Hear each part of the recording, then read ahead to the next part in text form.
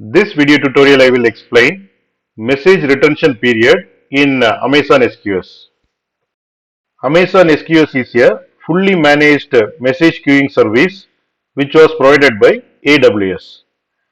Amazon SQS allows you to send, store and receive messages between software components.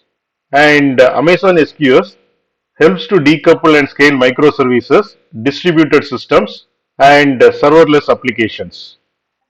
What is message retention period? Message retention period in Amazon SQS refers to the length of the time that message will be kept in the queue after the message has been sent. If a message is not processed and deleted within this time frame, then it will be automatically deleted by SQS service, which ensure that your messages are not kept indefinitely, which could lead to unnecessary storage cost and clutter. Now we will see the key points related to retention period. The first one is default retention period. By default, Amazon SQS retain messages for 4 days. Second point is configurable retention period.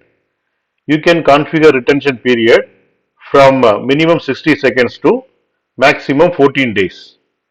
This flexibility allows you to adjust the retention period based on your application's requirements. Third point is why retention period matters. Ensures timely processing. Retention period ensures that messages are processed within certain period. If message is not processed within the retention period, it might indicate an issue with the processing logic or an application. Manages storage cost. Longer retention period means more storage space and potentially higher cost. So setting an appropriate retention period helps to manage the cost. Data freshness. In some applications, old messages might become irrelevant or stale. Setting a suitable retention period ensures that only relevant data is processed. Now we will see the example scenario. Imagine you have an e-commerce application that processes the orders. You want to ensure that all orders are processed within a week. In that case, you can set message retention period to 7 days.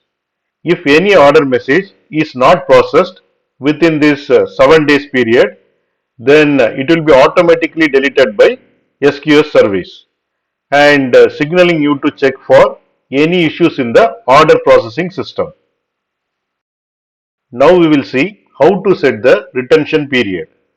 You can set the message retention period when you create a new queue or update the setting of the existing queue using AWS Management Console or AWS CLI or SDKs. We will see how to do using AWS Management Console. Here you can see create queue page of Amazon SQS.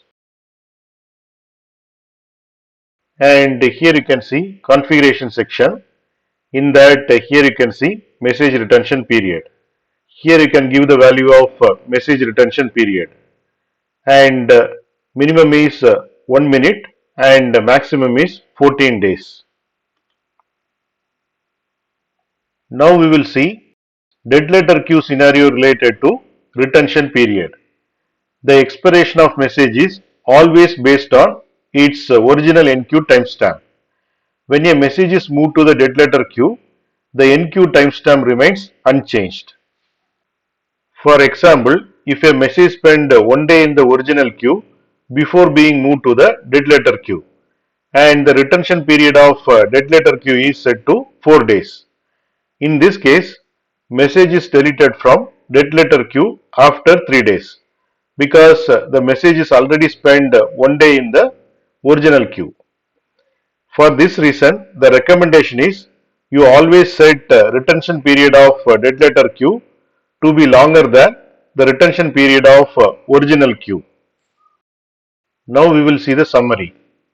The message retention period in Amazon SQS is the time duration for which message stays in the queue before being automatically deleted. Configuring it correctly helps in ensuring timely message processing, managing storage cost, and maintaining data relevance. You can easily set or update this period using AWS Management Console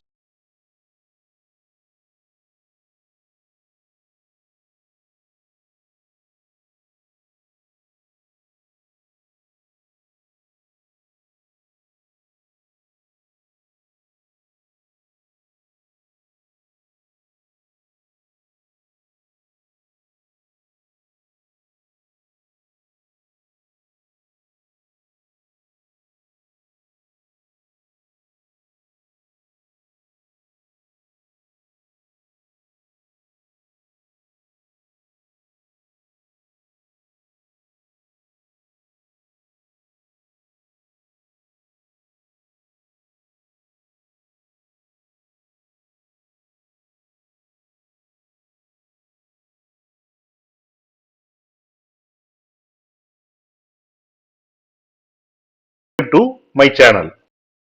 You can get Java source code and PowerPoint presentation for each and every video. That you can see it in the description section of the video. Click on show more, and here you can see the description, and here you can see the links to download source code and PowerPoint presentation.